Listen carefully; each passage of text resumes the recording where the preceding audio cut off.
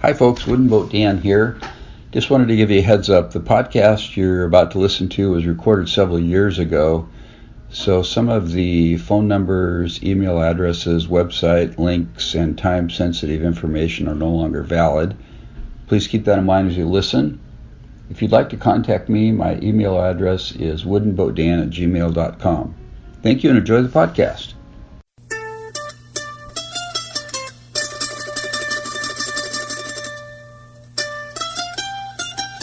Welcome to Hooked on Wooden Boats weekly podcast episode number 43. I'm your host, Dan Matson, aka Wooden Boat Dan the Man, and this is the world's first podcast fully dedicated to celebrating the art, craft, history, tradition, and romance of wooden boats. I added romance a couple weeks ago because there is a certain romance about a wooden boat. There's something very magnetic and personal about it, and that makes it really special. I am sitting in my car on my lunch break today recording this introduction and the outroduction. I wonder if outroduction is in Webster's dictionary. Anyway, going to get this podcast recorded today from my car, so you may hear a little vehicle in the background like right now.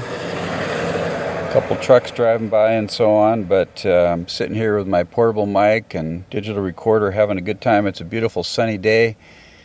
And today's featured segment is an interview I did with Lloyd Shugart. And Lloyd is the proud owner for about 10 years of a 52-foot Bridgedeck Cruiser built in the 1930s. It's a boat that was built in Seattle on Lake Union. It was designed by Ed Monk Sr. It's a gorgeous boat, and Lloyd has done a major restoration on it along with his wife over the last few years. And so stick around for that interview. I think you're going to enjoy it. I would really appreciate it if you would connect with me via email. My email address, dan@hookedonwoodenboats.com. You can subscribe to my e-news list by going to hookedonwoodenboats.com/subscribe and get my email, or give me your email address and first and last name, and then you'll be on my list to receive approximately monthly emails that I send out with some fun things and announcements and stuff like that. You can leave comments directly on my blog, which is at hookedonwoodenboats.com. Excuse me. And by the way, on the blog, when I publish an episode each week, an audio episode of the podcast, I also write some notes that go along with the podcast, and I have pictures and things on there. So I would encourage you to go to the website if you haven't done so. Kind of complements what I'm doing on the air. Also, you can connect with me on Facebook, Twitter, and Pinterest if you look for Wooden Boat Dan. And love it if you send me pictures and stories. You can call my voicemail feedback hotline, 424-261-2360. 424-261-2360. And you can also subscribe to my podcast on iTunes. If you go to iTunes to the podcast section, look for Hooked on Wooden Boats, you can subscribe there. And Apple also just introduced software for their iOS devices, which would be your iPads, iPods, iPod Touch, iPhones, and computers. I don't know if it runs on no, it's just an iOS. So anyway, it's an application. You can put it on your phone or your iPad. It's called Podcasts, and you can subscribe to my podcast through that software. It's a pretty handy way to do it, actually. You can subscribe to your favorite podcast and you have it on your phone or your iPad with you all the time, so I would encourage you to do that also. Well, it was a good week in wooden boat land again. Didn't get a lot of work done on my canoe. I got some done last week. Got the bottom glass. Now I have to fill the glass. So the first thing I did is I covered the number 1 and 2 panels with one layer of glass cloth. Then I covered both of the stems with a 4-inch piece of glass cloth. Then on top of both of those, I put 3 inches along the stems and the keel. But I made a really I caused myself extra work. And I know I'm the only one that's ever done that. No, I'm just kidding. Anyway, rather than go and buy a 3-inch strip of fiberglass cloth, I cut 3 inches off a large piece of cloth that I had.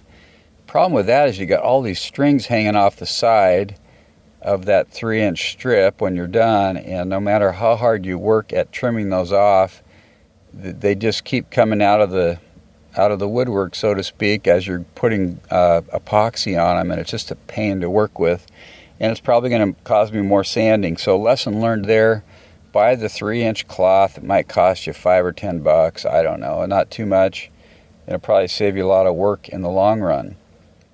I did get out in my dory this past weekend with motor. I've got a 15-horse Merc 2-stroke that I bought about 10 years ago for the boat. And we went with some family over to Hood's Canal in western Washington. Stayed at a house real close to Hood's Canal, and I got my boat in the water. And just had a blast with it. Did a little bit of crabbing, although we didn't get anything. I was kind of surprised. And just raced back and forth across Hood's Canal, which was a lot of fun. It's just, my boat's 14 feet long, 2.5. It's a John Gardner semi-dory that I finished building in 97. Flat bottom, as a dory is, and very stable boat. It gets a little wet inside if there's much of a chop, but it is pretty seaworthy. And we had 5 people in the boat at one point, probably over 1,000 pounds or close to it. Yeah, we were plugging away pretty well, getting a little bit wet, but having a lot of fun. The sun was out. We picked a bunch of oysters, had some breaded oysters one night, and then had some broiled oysters the next with Parmesan cheese, garlic butter, and lemon, which was a real highlight of the trip.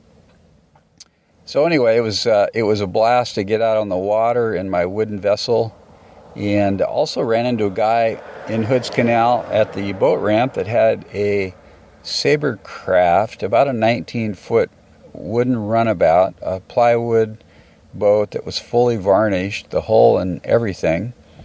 And this boat was built in the 50s on Vashon Island. Apparently there was a company that built these boats there. So that was pretty cool. Got a picture of the boat. I'll probably pop it up on the website along with this podcast. So that was pretty cool. Got to chat with him a little bit.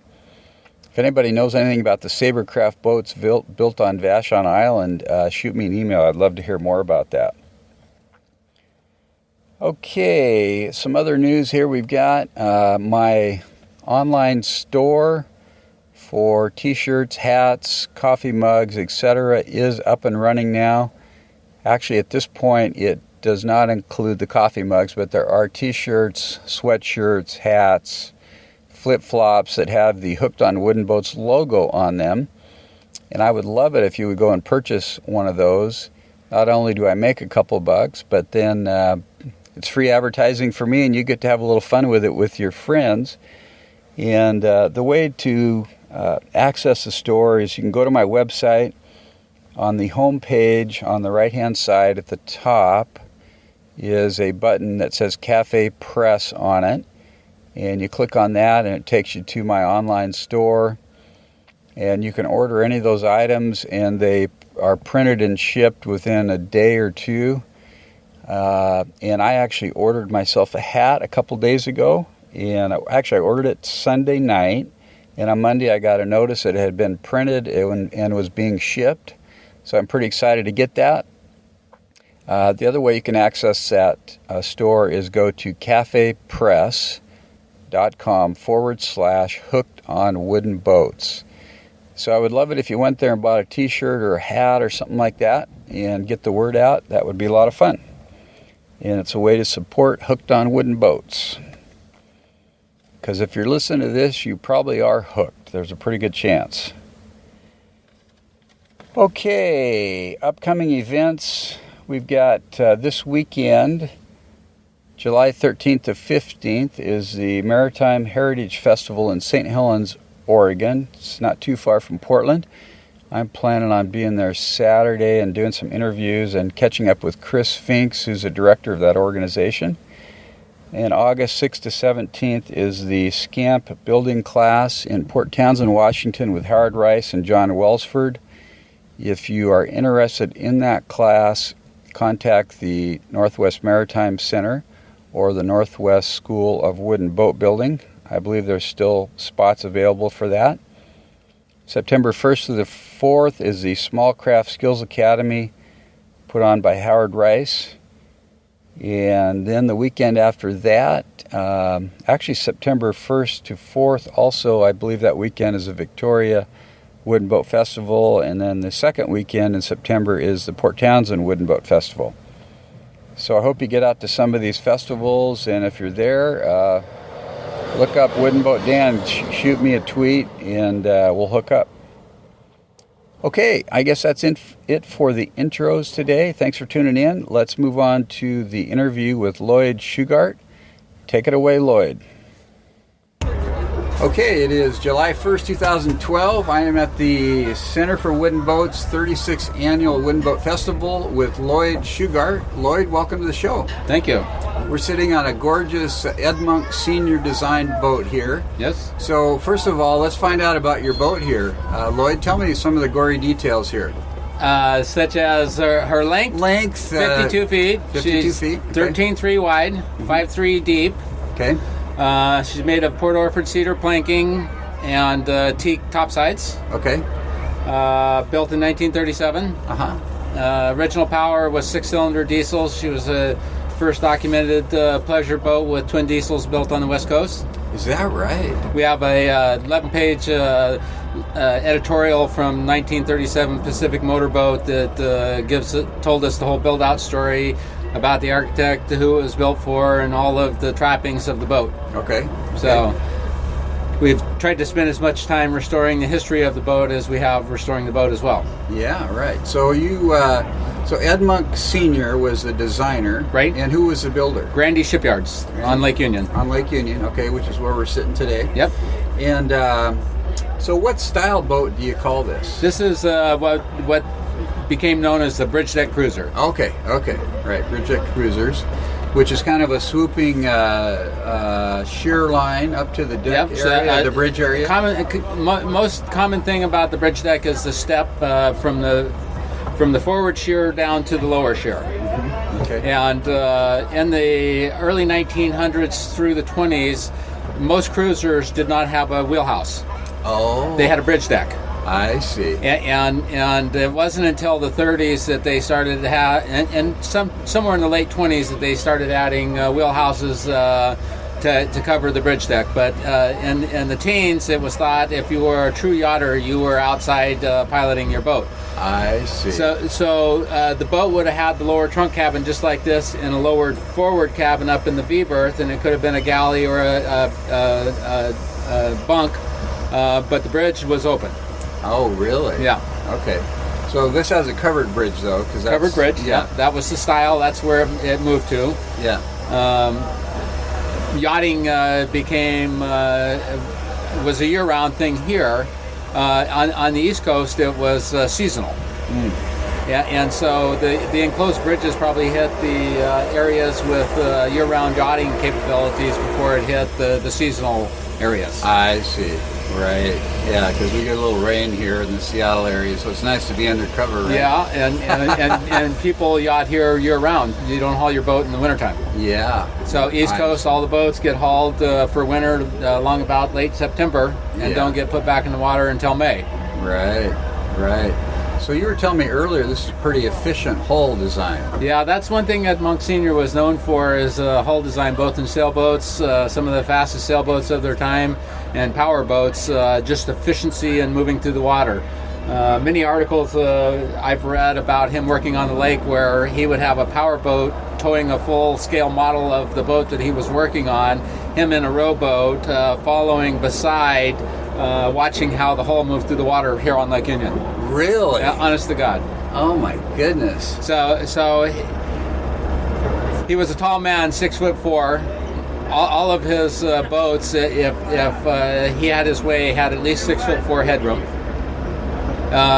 Every one of his boats was known for the efficiency of the hull. So this boat moves through the water at a higher ratio of 1.3 to her length to water line because of her efficient design. So her hull speed would be typically at 52 feet, a little over 9 knots. But the hull speed on this boat is about 11.5 to 12 knots. Her top is 14 knots. Okay. We cruise at about 2,100 RPM, 10.5 to 11 knots, depending on winds and tides, and burn 3 to 4 gallons per hour, depending on winds and tides. That's amazing for a 52-foot boat. Amazing. Yeah, I mean, that's modern like unheard of. Yeah, a modern 52-footer burns 50 to 80 gallons per hour. Oh my goodness, that is really cool. So this was Ed Monk Sr. that designed it. Ed Monk Sr., yes. Now, Junior came after him. Was he designing similar type of boats? Junior took over the business started working in the business in the late 60s and 70s, and by the 80s had taken over the full business. I see. And by that time, they were moving to the trawler market based on the original fish trawlers is how that transcended.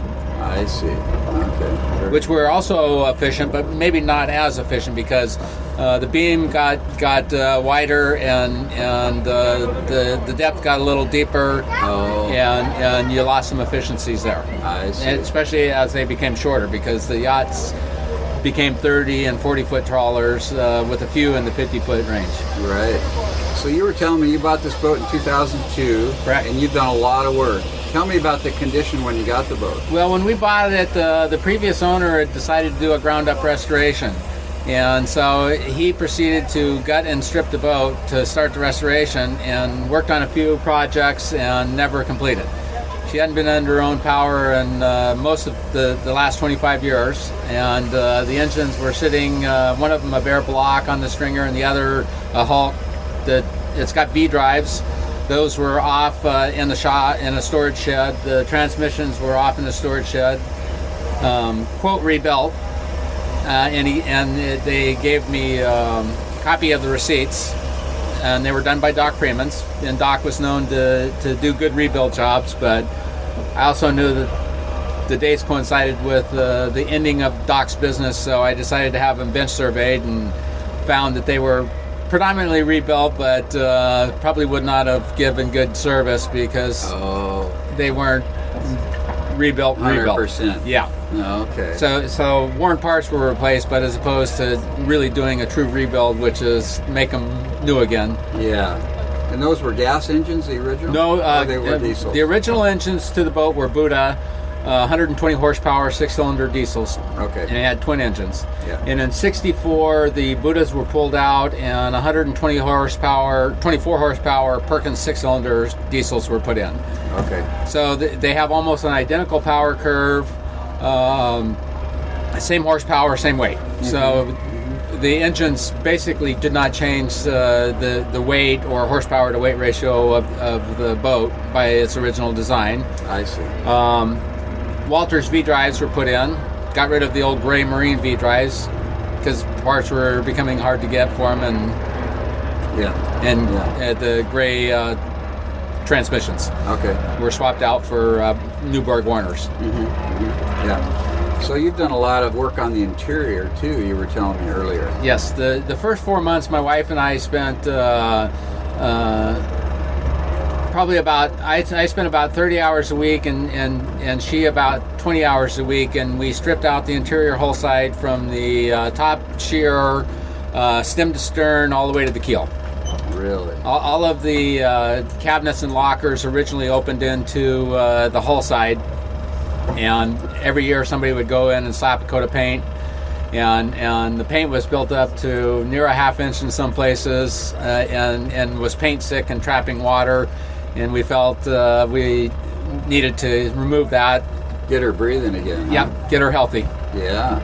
Before we started building the furniture, because at that time there was gutted. There was no furnishings inside. It was just a bare hull inside that the owner was using for a floating workshop. Really? Wow. So how did you find the boat, Lloyd? My wife found the boat, actually. We were interested in purchasing another boat that didn't pass survey. Oh. We were looking at a 1940 48-foot bridge deck, and the survey turned up some major restoration work to the frames and the backbone of the boat, and we were looking for a boat that didn't need that kind of work. Yeah. So we were very excited about the boat, but bummed out that the transaction wasn't going through. So the next week, I got a call from my wife while I was at work. She goes, "I think I just found our boat." And I said, "Yeah, what is it?" and she said, "It's a 50-foot bridge deck monk design." And I said, "Where's it at?" And she told me the marina that it was at. So I on my lunch hour, went down to the marina, took one look at the boat, and said, "Oh, this could be our next boat." Then I went aboard her and looked around, and because she was so opened up, and I know quite a bit about wood boats, the first thing I did was take my awl and pick around the frame ends and the keel and some of the planking, and I could determine that the hull was sound as could be. Really? The hull was in great shape, huh? Yeah, but she needed a heck of a lot of work. Wow. To get her ready. Yeah. Because the prior boat looked all done. Yeah. I mean, it was well taken care of, and it didn't look like a ground up restoration job. So I knew that I could do this project to end as long as I didn't have major structural work to do. Yeah. So you've been working on it for 10 years. 10 years. Yeah. We had her under her own power again by late 2003. Her first event was the opening day of 2004, and at that time we had a 5-gallon bucket for the head, and we had a plywood shelf for the galley. But you were there for opening day in Seattle. We were there for opening day in Seattle. That's right. Nice. And each year we took her to Desolation Sound that year. Oh, wow. And up to the Victoria Wooden Boat Festival on Labor Day weekend, and we camped on board. Wow. We had a barbecue grill for cooking outside with propane, and a Coleman 2-burner cook stove for cooking inside. Cool. And some camp cots or something, or sleeping bags? Yeah, we were. We had the forward stateroom had the original bunks in there, so we were sleeping bagging in the forward stateroom. And by the time we got to Victoria, I had the rear head in and the holding tank. Okay. So we had a Coast Guard legal holding tank and head. Oh, okay. But we still had just a plywood countertop put up for a galley with a Coleman stove on it. And we had ice chests full of ice for refrigeration. Wow. But you were having fun. Oh, we were. And we took it to Victoria, and we didn't ask to be judged, but we welcomed the judges aboard. There's a kiss for you. And they all thought I was crazy. All my friends from the CYA, when we brought the boat home, it had to be towed to its moorage, its new moorage. Yeah. And that was just before we had it towed in September of 2002, and the Center for Wooden Boats 4th of July show in 2003, we brought a number of our friends from the CYA over to our what's marina. the CYA? Classic Yacht Association. Okay. And everybody that we knew in the CYA that had beautifully restored classic yachts said, "Lloyd, that might be a nice boat, but you got your hands full, and maybe you should think about finding a boat that doesn't need quite so much work." Yeah, really. Wow. So how do you do it, Lloyd? I mean, you've done a ton of work and spent a lot of money. Why would you do that? Well, I enjoy doing the work. I think it's great that you are, by the way. I think it's cool, but I just tell our listeners why would you do this? I enjoy doing the work, but I'm not doing it with the intent of turning around and selling and starting another project. Okay. My wife and I started with what we called our 330 plan. Yeah. 3 years of hard restoration and 30 years annual maintenance. Oh, really? Okay. So now our plan has changed. We're at about 9 years of restoration with some annual maintenance spattered in between, and we're nearing 100% completion, and we're down to finished levels of floor coverings and upholsteries. Very cool. Very cool. This is a beautiful boat, and a lot of bright work. A lot of bright work. Yeah. So, what are you using Epiphanies on this stuff? Epiphanes, I mean. Epiphanes. Yeah. My favorite varnish is not available anymore, except for in Canada. Okay. And it is a product called Fletco Varathane. It was bought out by U.S. Paint and discontinued. And in the United States, and I hear they're going to discontinue it in Canada. But since we go to Canada every year, I buy 4 gallons, and I have a back stock of about 30 gallons right now. Oh, really nice. You keep yourself covered there, huh? Yeah. So I use a process of turpentine and penetrol for wet sanding the bare teak. Yeah. Let that cure off for a day. Then I go with a mixture of the Varathane with penetrol 50-50 for a couple of coats. And then I go straight 2 to 3 coats of Epiphanes, clear gloss. And then I go back to 2 coats of semi-gloss. And then I go about 6 coats of Varathane. And it's a true spar varnish on top of all of that. I see.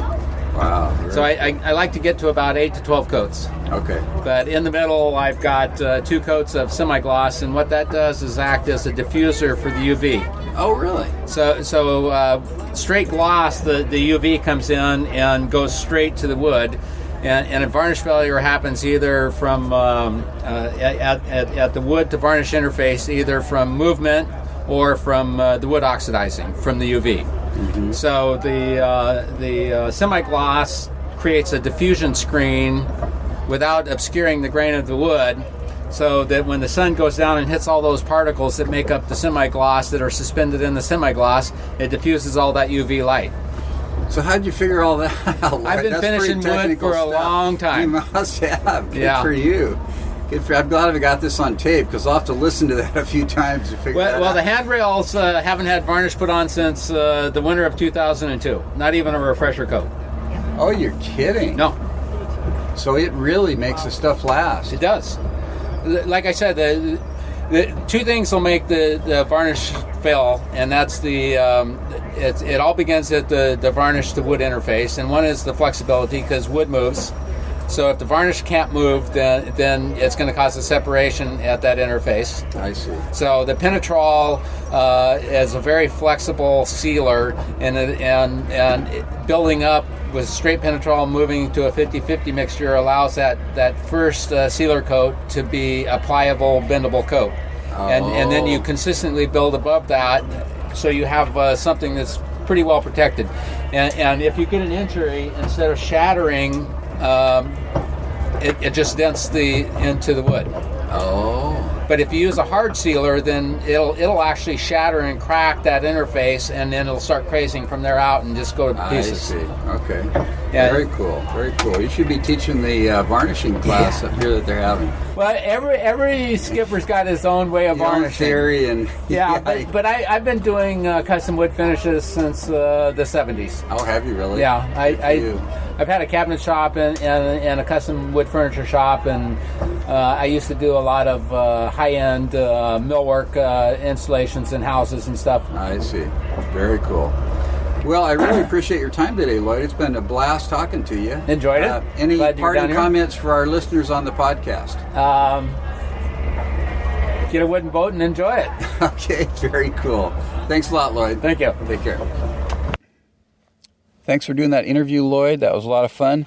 I really enjoy interviewing people like yourself that are so enthusiastic about their boats and about wooden boats and about having a dream and keeping it alive. And some of the comments you made about getting a large task done, how to chew away at it one little piece at a time and don't look at the whole thing, but just keep chipping away at it.